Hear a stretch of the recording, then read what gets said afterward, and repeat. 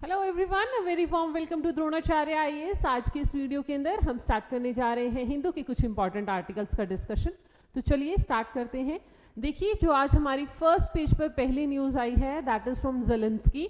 उन्होंने finally truce के लिए हाँ कर दी है एंड ही हैज सेड कि वो रिग्रेट कर रहे हैं जिस तरीके से व्हाइट हाउस के अंदर जो मीटिंग हुई वो उस पैरामीटर्स पर एंड अप नहीं हुई जैसा वो सोच रहे थे, and that is why now he is taking a step back, जिसके अंदर क्योंकि यूएस ने ऑफिशियली डिक्लेयर कर दिया था कि वो आर्मी सपोर्ट, जो मिलिट्री सपोर्ट है, वो वापस ले रहा है।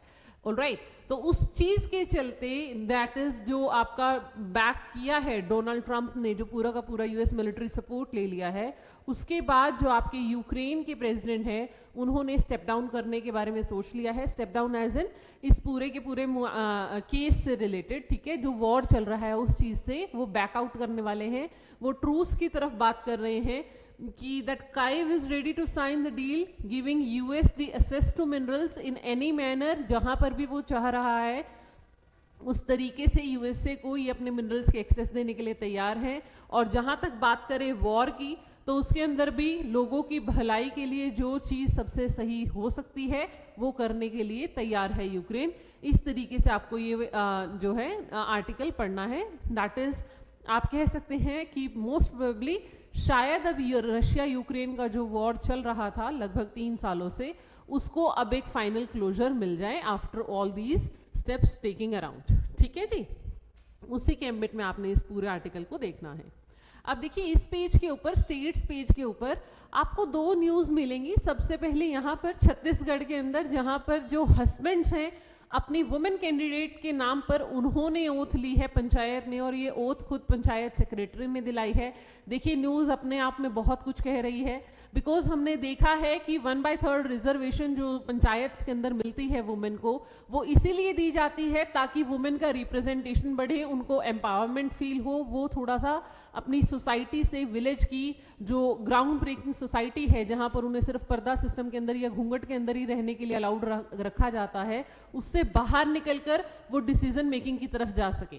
ऑलराइट, लेकिन यहाँ पर जो केस स्टडी बता रही है दैट इज सिंपल कि यहाँ पर अभी भी मेल डोमिनेंस का सीधा सीधा एग्जाम्पल हमें देखने को मिल रहा है, और उसी के चलते ये पूरा का पूरा आर्टिकल आपने as a reference to your case study आपने पढ़ना है। स्टैटिक पोर्शन से आपने अपना पंचायत सिस्टम अच्छे से रिवाइज कर लेना है। राइट, बिकॉज जो दूसरी न्यूज है इस पेज से वो भी पंचायत से रिलेटेड ही है, that is related to the Panchayati Raj day celebrations. Odisha government जो है ऑफिशियली डेट चेंज कर रही है। इनके यहाँ पर पंचायती राज दिवस 5 मार्च को सेलिब्रेट होता था on the legacy of Biju Patnaik, alright, उनकी मेमोरी के अंदर, बट अब उसको 24 अप्रैल को, जो कि नेशनल पंचायत डे है, उसी के साथ अलाइन करने की बात कर रही है गवर्नमेंट। अपोजिशन इस चीज़ को बहुत ज़्यादा बुरे तरीके से देख रहा है, आप कह सकते हैं वो इसको क्रिटिसाइज कर रहे हैं, क्योंकि वो बीजू पटनायक की लेगेसी को कह रहे हैं कि अंडरमाइन करने की कोशिश की जा रही है। ठीक है, गवर्नमेंट का कहना है कि क्योंकि इस दिन आपके मनरेगा के अवार्ड्स दिए जाते हैं, रूरल अवार्ड्स दिए जाते हैं पंचायत सेक्रेटरीज और ये जो पंचायत ऑफिसर्स हैं उनके लिए, तो बहुत ज़रूरी है कि वो आपके अलाइन करें नेशनल अवार्ड्स के साथ।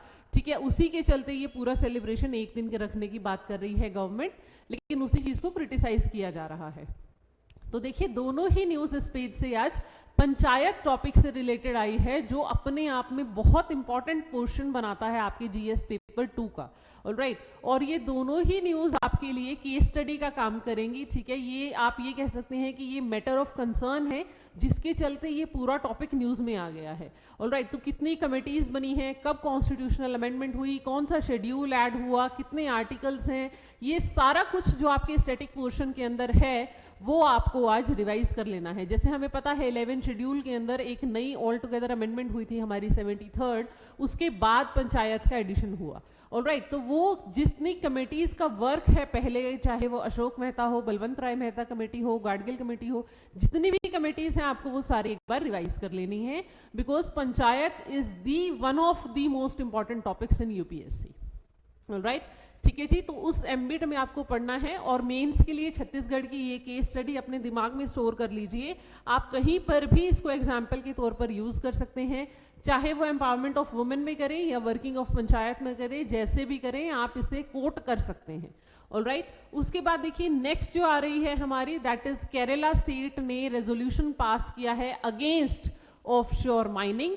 क्या कारण बताया जा रहा है? देखिए यहाँ पर जो कंसर्न्स है that is related to the amendments related to the offshore area mineral development and regulation act 2002, जिसके अंदर प्राइवेट पार्टिसिपेशन को अलाउ कर दिया गया है डीप सी मिनरल एक्सप्लोरेशन के लिए।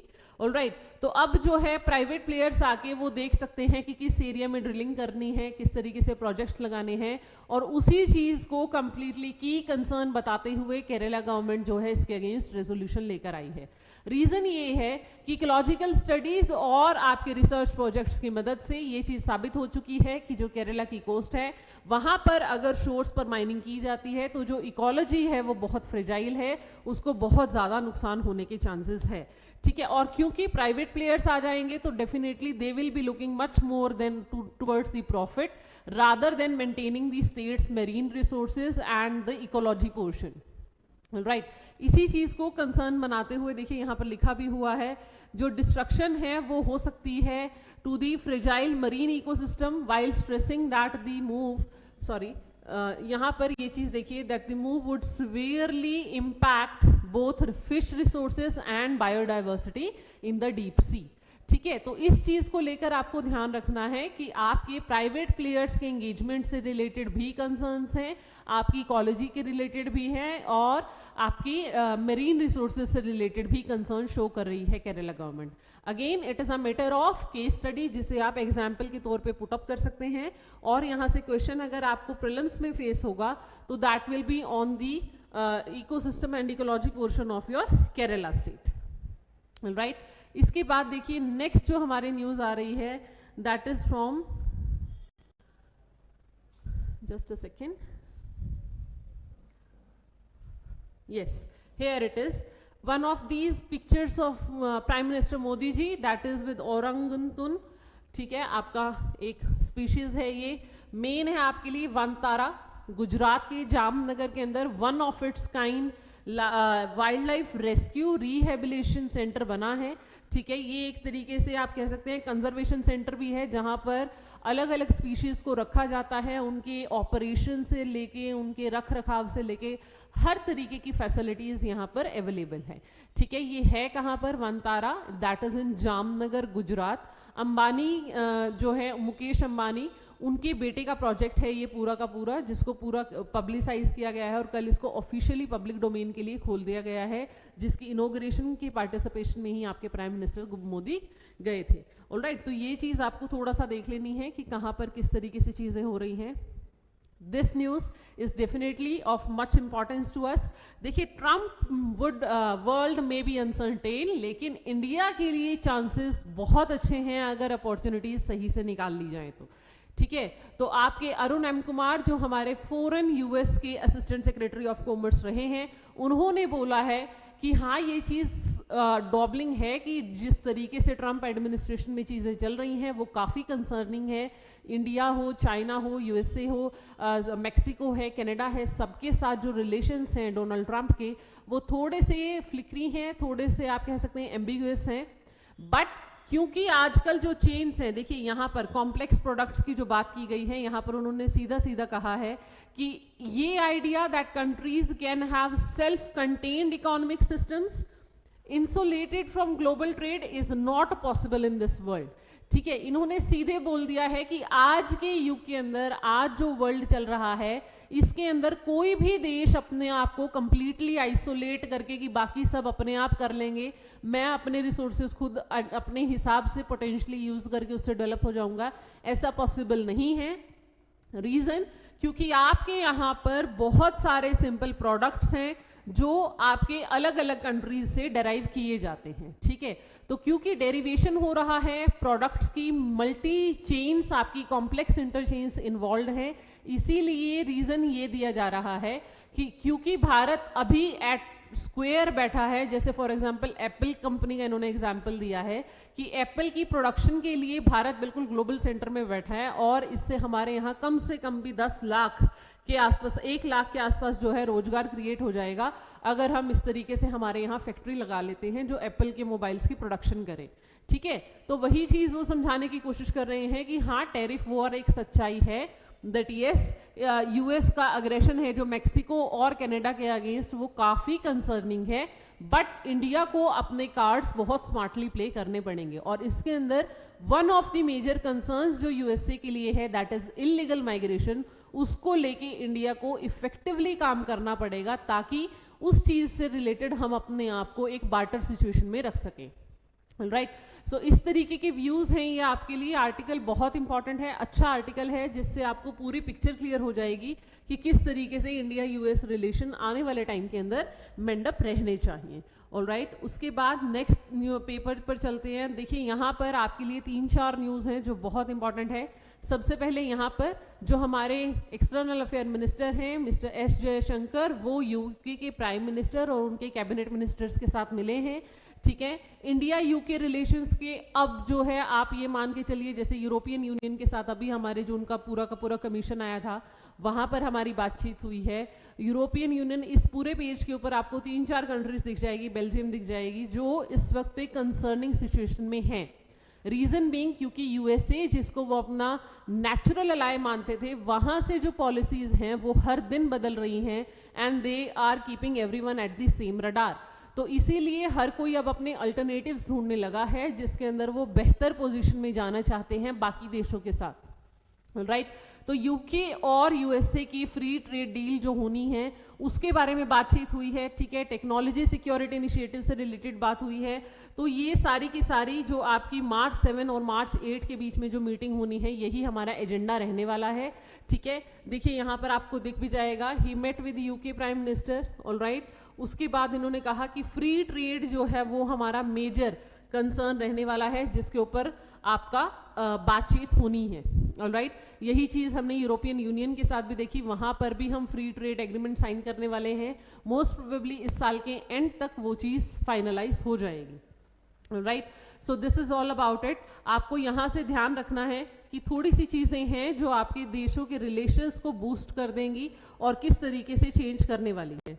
फॉर एग्जाम्पल यहाँ पर देखिए, Belgium to scale up its defence set to sign MOU this year. क्योंकि यूएसए के साथ जितने भी यूरोपियन नेशंस हैं ये सब के सब अब कॉन्ट्रावेंशन में आ गए हैं। प्राइमरीली रीजन ये माना जा रहा है कि यूएस का जो सॉफ्ट साइड देखा गया है towards Russia during the Russia Ukraine war, उसकी वजह से अब यूरोपियन नेशंस को लग रहा है that they need to protect themselves by their own. Alright, और उनको दूसरे अलायंसेस की तरफ देखने की जरूरत है जिसमें से भारत सबसे पोटेंशियल आप कह सकते हैं कैंडिडेट के रूप में या पोटेंशियल नेशन के रूप में सामने आ रहा है। ठीक है, तो यूरोप नीड्स टू, यहाँ पर देखिए लिखा भी हुआ है, Europe needs to develop its own strategic autonomy. Belgium के डिप्टी प्राइम मिनिस्टर का ये कहना है और इसीलिए बेल्जियम ने जरूरी समझा है कि वो अपने डिफेंस सेक्टर को और ज्यादा मजबूत बनाने वाले हैं, keeping India as the one of the key partners. Right, ठीक है, तो Belgium stands by Ukraine and क्योंकि ये जितने भी आपकी यूरोपियन नेशंस हैं ये सब यूक्रेन के प्रति ज़्यादा आप कह सकते हैं बहुत ज़्यादा लीनियंट थे या उनके सपोर्ट में ज़्यादा हैं, इसीलिए जो डोनाल्ड ट्रंप के द्वारा एक्शंस लिए गए हैं या जिस तरीके से उनको मजबूर किया जा रहा है वो सब यूरोपियन नेशंस को भी उतना ज़्यादा कंफर्टेबल स्पेस में नहीं रख रहा है। Alright, and that is why ये सब कुछ हो रहा है। ये पूरे के पूरे जितने भी आपको 3 आर्टिकल्स ये जो दिख रहे हैं that is Belgium defence giant हमारा इंडियन फर्म के साथ हो गया है ताकि वो टैंक टर्रेट्स इनकी कंस्ट्रक्शन कर सके। ठीक है, पुणे बेस्ड हमारी कंपनी है इलेक्ट्रोन्यूमैटिक्स एंड हाइड्रोलिक्स जो Indian segment of the deal को हैंडल करेगी। ये पूरी की पूरी डील सामने हो रही है, see here it is. We are supplying turrets for Zoravar, the light tank developed by the DRDO and Larsen and Turbo।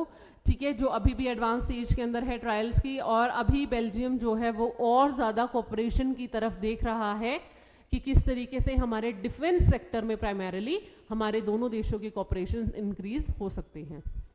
ठीक है। तो ये देखिए, ये दोनों ही आर्टिकल्स आपको रीड आउट आर्टिकल्स के तौर पे देखने हैं, जहां पर आपको ये समझने की जरूरत है कि आखिर शिफ्ट इन द पॉलिसी क्यों हो रहा है मेंस के लिए। ठीक है, प्रीलिम्स में यहाँ से क्वेश्चन की चांसेस थोड़े कम हैं, बिकॉज उतना ज़्यादा प्रोबेबल कुछ लग नहीं रहा है, लेकिन येस इंपॉर्टेंट है, ये आपको ध्यान रखना है, पढ़ना जरूर है, पूछा जा सकता है। ठीक है, उसके बाद देखिए एक आपके लिए आर्टिकल आया है, ये इंडिया ने हिट कर लिया है जो हमारा टारगेट था, दैट इज 100 डेथ्स MMR पर 1 लाख लाइव बर्ड्स। ठीक है, जितनी भी हमारी पर लाख लाइव बर्ड्स होती थी उसके अंदर अगर हमारी सिर्फ 100 डेथ हो रही है, वही हमारा टारगेट था। 1/100 का मान लीजिए या 100/1 लाख मान लीजिए, जैसे आपको सही लगे, वो चीज़ हमारा टारगेट था अंदर नेशनल हेल्थ मिशन, जो आपका 2005 में लॉन्च हुआ, फिर 2013 में उसको फिर से रीबूस्ट किया गया। ठीक है, जिसके अंदर मेजरली हमारा MMR से रिलेटेड, IMR से रिलेटेड, वैक्सीनेशन से रिलेटेड पूरा प्रोग्राम है, जहां हमारा जो मेन फोकस है वो रहता है प्रेग्नेंट लेडीज़ के ऊपर, मदर्स के ऊपर, ठीक है, your infants, your new bones, इनके ऊपर। देन एडोलेसेंट स्टेज के अंदर जब बच्चे चले जाते हैं, तो इस सारी चीज़ों को केटर करने के लिए हमारा नेशनल हेल्थ मिशन है, जिसके अंदर ही ये मीटिंग हो रही थी, आपकी 9th meeting mission of steering group की, जो मेजर आपका प्राइमरी ग्रुप है, जो सारी की सारी प्लानिंग और पॉलिसी फॉर्मुलेशन करता है इस प्लान के लिए, इस मिशन के लिए। ठीक है, नाउ सी यहाँ पर हमारे IMR का जो डाटा है वो आपके लिए बहुत इंपॉर्टेंट है। नेशन ने जो अचीव किया है that is 83% decline in MMR between 1990 and 2020, जो कि बहुत ज़्यादा हायर है than the decline in the global MMR। मतलब ग्लोबल लेवल से भी बहुत जल्दी हमने अपने टारगेट को अचीव कर लिया है। That is our major prime success because our percentage is nearly 83%। ठीक है, इंडिया का 69% डिक्लाइन देखा गया है IMR, जिसके अंदर इन्फेंट मोर्टेलिटी रेशियो, और आपके MMR that is maternal mortality ratio. Clear है जी? तो ये सारे के सारे आशा वर्कर्स की हेल्प से और बाकी सारी चीज़ों की मदद से ये पूरा आर्टिकल आपको समझाया गया है। ठीक है, तो यहाँ पर आपको बस ध्यान देना है नेशनल हेल्थ मिशन, MMR और IMR के स्टैट्स के ऊपर, जहाँ से आपके क्वेश्चंस प्रोबेबल बन सकते हैं इस बार के प्रीलिम्स के लिए। ऑलराइट, नेक्स्ट जो हमारा आर्टिकल आ रहा है that is from the text and context page, जहाँ पर 2 मेजर इश्यूज को डिस्कस किया गया है। सबसे पहला delimitation. See here it is, what are the issues related to delimitation? देखिए, जब से ये चीज़ बात सामने आई है, ये हमारी पहले भी डिस्कशन हो चुकी है इस चीज़ को लेके, जब से होम मिनिस्टर अमित शाह ने ये चीज़ कहा है कि जो नई डीलिमिटेशन एक्सरसाइज होगी उसके अंदर सदर्न स्टेट्स को कोई नुकसान नहीं होने वाला है। सिमिलर मैनर में आपके अगेन तमिलनाडु स्टेट से या बाकी स्टेट्स की तरफ से ऑफिशियल स्टेटमेंट्स आने शुरू हो चुके थे। तो समझने की कोशिश करते हैं कि डीलिमिटेशन का मतलब क्या है। देखिए, ये एक ऐसी प्रोसेस है जिसके अंदर एक्ट ऑफ पार्लियामेंट के थ्रू एक बॉडी बनाई जाती है जो on the basis of population आपके नंबर ऑफ सीट्स डिसाइड करती है आपकी लोकसभा के अंदर या लेजिस्लेटिव असेंबली ऑफ स्टेट। ठीक है, क्योंकि हमने ये चीज़ मान रखी है कि जो इक्वल रिप्रेजेंटेशन हम दे रहे हैं that is on the basis of the population rather than area. Right, कि जितनी उस स्टेट की पॉपुलेशन होगी उसके हिसाब से उसको रिप्रेजेंटेशन मिल जाएगी, उतने लोगों के हिसाब से उसका एक रिप्रेजेंटेटिव आपका असेंबली के अंदर पहुंच जाएगा, लोकसभा के अंदर पहुंच जाएगा। ये कमीशन हर साल बैठता था टिल 1971, लेकिन उस टाइम पर कुछ ऐसी स्टेट्स थी जो ये पॉलिसीज चला रही थी जिसके अंदर they use to that is population control policies, तो उसके चलते उनको नुकसान होने लग गया। क्यों? क्योंकि उनकी रिप्रेजेंटेशन कम होने लग गई, नंबर ऑफ सीट्स वहाँ से डिक्रीज हो गई। और उसके अगेंस्ट जो स्टेट्स आपकी बिल्कुल कोई कंट्रोल मेजर्स नहीं ले रही थी, जैसे यूपी, बिहार, छत्तीसगढ़ जैसे रीजन जहाँ पर पॉपुलेशन भी बहुत ज़्यादा बर्स्ट आउट हुई पूरे डेकेड के अंदर, काफ़ी 2-3 डेकेड्स के अंदर, तो वहाँ पर जो बर्स्ट आउट होने की वजह से उनकी रिप्रेजेंटेशन एकदम से लोकसभा के अंदर सीट्स जो हैं बढ़ गई। दैट इज़ वाई आपकी पॉपुलेशन को रोक दिया गया था 1976 के सेंसस के ऊपर, कि इसके बाद 1971 के सेंसस के ऊपर, ठीक है, 42nd अमेंडमेंट से, कि अब इसके बाद कोई डिलिमिटेशन नहीं होगा, बिकॉज जो स्टेट्स आपकी पॉपुलेशन कंट्रोल मेजर्स कर रही है, जो एक्स्ट्रा एफर्ट डाल रही है ग्रोथ एंड डेवलपमेंट की तरफ, उनके कंसर्न्स को कंसिडर किया जाएगा। राइट, अब इशू कहाँ आ रहा है? देखिए, द थिंग इज कि 2026 के अंदर वो पूरी की पूरी जो लिमिट है वो खत्म होने वाली है। ऑलराइट 2026 में जो हमारी वो लिमिट है 1971 सेंसस वाली वो खत्म हो जाएगी। उसके बाद जो होना है दैट इज समथिंग कि किस तरीके से चीजें की जा सकती हैं।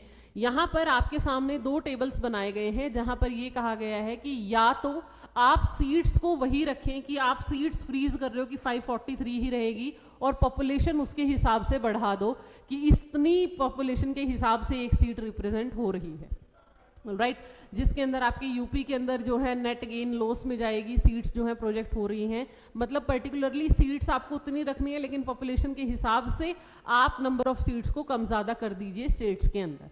ऑन दी अदर हैंड दूसरा तरीका ये है कि आप सीट्स को बढ़ा दीजिए 848 और उसके बाद फिर आप नेट गेन या लॉस निकालिए कि कितनी सीट्स किस पर्टिकुलर स्टेट में बढ़ रही हैं और किस में नहीं, ठीक है। तो कुल मिलाकर जो चीज़ देखी जा रही है वो यही है कि आप जो भी एग्जीबिशन कर रहे हैं उसके अंदर जो स्मॉलर स्टेट्स हैं जैसे पंजाब, हिमाचल, उत्तराखंड या फिर जो स्टेट्स जिन्होंने जैसे सदर्न स्टेट्स हैं जिन्होंने पॉपुलेशन पॉलिसीज लगाई थी वो सब कहीं ना कहीं नुकसान का ही हिस्सा बन रही हैं, उनकी तरफ नेगेटिव ट्रेड्स ही शो हो रहे हैं, ठीक है। And that is why it is holding with the process of your federalism, basic structure of federalism in are polity, क्योंकि इक्वल रिप्रेजेंटेशन सबसे इंपॉर्टेंट है फेडरलिज्म को सपोर्ट करने के लिए इंडिया के अंदर, ठीक है। तो अब ये पूरा का पूरा मामला आपका सामने है जिसके अंदर आपका सॉल्यूशन क्या है। देखिए आपका सॉल्यूशन ये भी हो सकता है कि जिस तरीके से कि however it is pertinent that the principle has been diluted,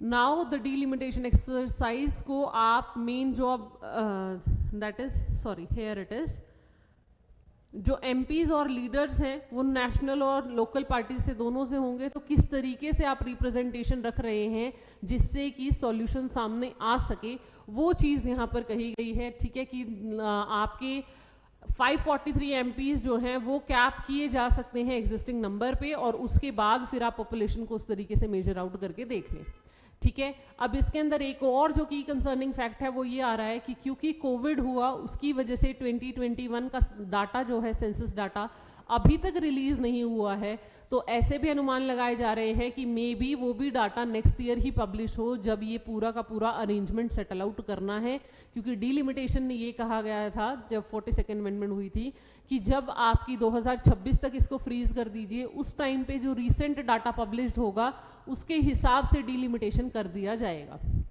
ठीक है। जो भी उसका नेक्स्ट मतलब सेंसस होगा उसके हिसाब से पब्लिश कर देंगे, लेकिन अभी तक पिछला 2021 का सेंसस डाटा ही रिलीज नहीं हुआ है।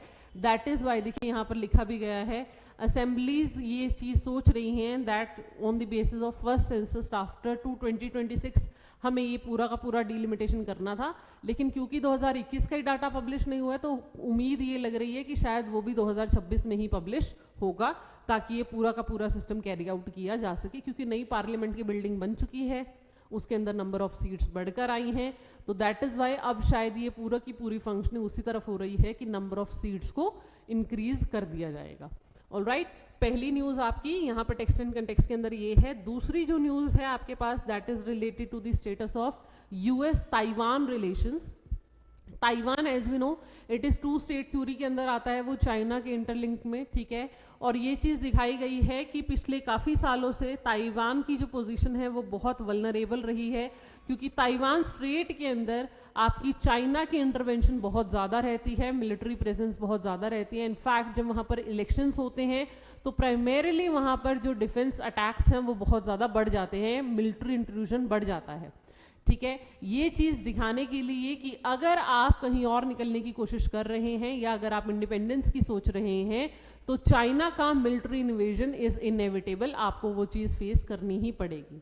नाउ सिचुएशन के अंदर क्राइसिस यहाँ से उत्पन्न हुआ है क्योंकि यूएसए के साथ इनके रिलेशंस बहुत सही चल रहे थे, मिलिट्री और आपके बाकी चीज़ों से रिलेटेड ट्रेड में पॉलिसीज़ के अंदर काफ़ी सारी चीज़ें आ रही थी, ठीक है, चाहे वो सेमीकंडक्टर से रिलेटेड हो चाहे मिलिट्री से रिलेटेड हो। 165 बिलियन डॉलर तक की इन्वेस्टमेंट्स देखी गई हैं, लेकिन जब से डोनाल्ड ट्रंप आए हैं तब से उन्होंने काफ़ी चीज़ें बोल दी हैं कि ये बहुत दूर पड़ जाता है, जोग्राफिकली जहाँ पर हम अपनी मिलिट्री एड प्रोवाइड कराएं, और जो आपका ताइवान है क्योंकि उन्होंने सेमीकंडक्टर की चोरी की है तो वो यूएसए को ही ठगने की बात कर रहे हैं, ठीक है। तो इस तरीके से चीज़ें हैं जो यूएसए ने कंफर्टेबली नहीं बात की है ताइवान के साथ, और उधर चाइना के साथ उनके रिलेशन वैसे ही डोंगल रहते हैं, ठीक है। तो उसी पूरे सिनेरियो को समझाने के लिए ये आपका इक्वेशन आया हुआ है, जिसके अंदर ये कहा गया है कि हालांकि इनके बीच में आर्म्स डील हुई है $18 बिलियन की, लेकिन उसके बावजूद ये फैक्ट कंसर्निंग है कि ताइवान इस पूरी सिचुएशन को कैसे क्रिएट आउट करेगा, कैसे मेंडल करेगा, ठीक है। तो ये आपको भी समझना जरूरी है। It is just a read out article to encourage or you can say to get a knowledge or overview over your world news, ठीक है। उसके बाद देखिए यहाँ पर न्यूज़ आ गई है फाइनली, जो टैरिफ रेट्स की बात की गई थी कि 1 महीने के बाद लग जाएंगे, वो इफेक्ट में आ चुके हैं। चाइना, मैक्सिको, कनाडा तीनों देशों के ऊपर यूएसए के टैरिफ्स लग चुके हैं।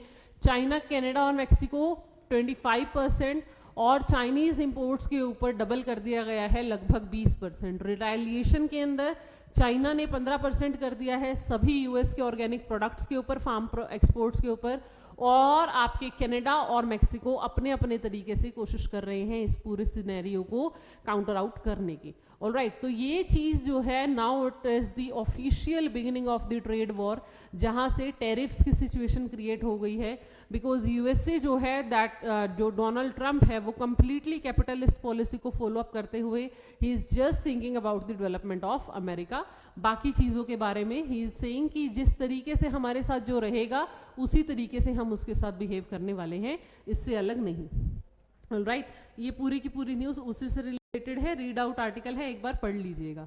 Again now see Germany call in for more to revive conscription in Germany amid NATO concerns. देखिए, क्योंकि नेटो से रिलेटेड कंसर्न्स हो गए हैं, डोनाल्ड ट्रंप ने सीधा सीधा कह दिया कि ब्लैंकली हम किसी को सपोर्ट नहीं करने वाले हैं मिलिट्री एड, ठीक है। हर किसी देश को अपनी जीडीपी इंक्रीज करनी पड़ेगी, डिफेंस बजट बढ़ाना पड़ेगा, अपने लिए सक्षम खुद होना पड़ेगा।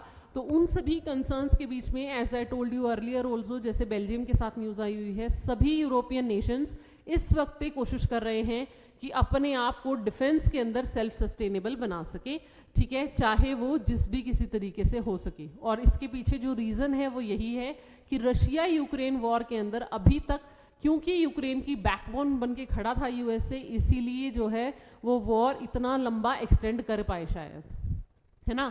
और अब जैसे ही वो बैकआउट करने की बात कर रहे हैं, या क्योंकि यूएसए जो है वो मोर ऑफ ट्रूथ साइड पे जा रहा है रशिया के, तो दैट इज़ वाई ये पूरा सिनेरियो अब उल्टा पड़ता दिख रहा है। और इसी के चलते जितने भी यूरोपियन नेशंस हैं जिन्होंने 2 मेजर पावर्स के चलते ही नेटो को साइन किया था और यूएसए के साथ अलायंस बनाया था, अब वो सब कंसर्न शो कर रहे हैं, ठीक है। Again it is a read out article जहाँ से आपको ग्लोबल इमेज जो है थोड़ा सा क्लियर हो जाएगा, ठीक है जी। उसके बाद एक आर्टिकल और है हमारे पास आज, that is related to, just a second,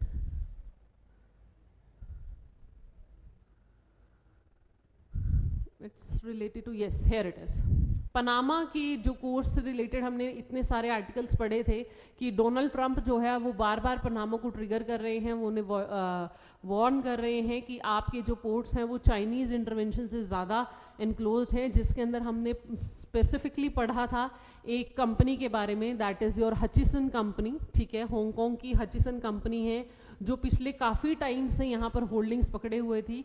अब उन लोगों ने फाइनली बोल दिया है कि वो 90% जो होल्डिंग्स हैं पनामा पोर्ट्स कंपनी के अंदर, वहाँ से बैकआउट करने वाली हैं, ठीक है। देखिए यहाँ पर लिखा भी हुआ है, they would offload a 90% stake in the Panama Port Trust and sell a slew other known Chinese ports to a group led giant by BlackRock for 19 billion। तो कहने का मतलब ये है कि जो ये आपकी हांगकांग बेस्ड कंपनी है ये वापस ले रही है खुद को, क्विट बैक कर रही है फ्रॉम दी पनामा कैनाल। आप मान सकते हैं इस चीज़ को that it is the win win situation for USA. उन्होंने वो चीज़ करवा ली जो वो चाह रहे थे, ठीक है। बिकॉज यहाँ पर अगेन 2 पोर्ट्स का नाम आया है जो हमने पहले भी डिस्कस किया था। एक है आपका बाल्बोआ पोर्ट, दैट इज बाल्बोआ पोर्ट, ठीक है, और दूसरा है क्रिस्टोबल पोर्ट जो आपके पैसिफिक और Atlantic end of the inter oceanic waterway. आपको पता है isthmus of Panama north America और साउथ अमेरिका को कनेक्ट कर रहा है, जहां डेरियन गैप है, जहां डेरियन रेंजेस हैं, वहीं पर उसी जगह पर पनामा सिटी के अंदर 2 पोर्ट्स हैं, ये एक अटलांटिक ओशन की तरफ और एक पैसिफिक ओशन की तरफ, दैट इज बालबोरा एंड क्रिस्टोबल। ये बाय नेम भी पूछ सकता है यूपीएससी आपसे प्रीलिम्स के अंदर, ठीक है, क्योंकि इंपॉर्टेंट है, 2-3 बार न्यूज में आ चुका है। और ये न्यूज आप ये कह सकते हैं एक तरीके से इस पूरी स्टोरी का जो इतने दिनों से चल रही थी कि क्या होगा पनामा के अंदर क्या नहीं, उसका आप ये कह सकते हैं ये एंड आउट रिजल्ट आपको देखने को मिल रहा है, जहां से हांगकांग की कंपनी ने फाइनली अपने आप को ऑफशोर कर लिया है, राइट। आगे इसमें क्या होना है वो भी देख लेंगे अगर कुछ और इससे एडवांस लेवल पर कुछ आता है, बट हाल फिलहाल के लिए यही चीज़ इंपॉर्टेंट है, ये दोनों पोर्ट्स के नाम और जो प्रेजेंट सिचुएशन है कि वहाँ पर, क्योंकि एक तरफ देखिए पेज में जब हमने आज की न्यूज़पेपर स्टार्ट किया है तब भी पहले पेज पर भी यही चीज़ आई है कि यूक्रेन अपने आप को जो है ट्रूस के लिए रेडी कर रहा है, they are agreeing to whatever USA is saying, और वो अपने मिनरल्स देने को तैयार है whatever way whichever place they want to, ठीक है। और फाइनल जो न्यूज़ हम पढ़ रहे हैं वहाँ पर भी यही आ रहा है कि हांगकांग की जो कंपनी है वो अपने आप को वापस ले रही है, ऑफशोर कर रही है due to the impact of USA. तो आप ये कह सकते हैं कि रीसर्फेसिंग द यूएसए जो हेजिमनी की हम बात करते थे वो शायद वापस आ रही है। क्यों?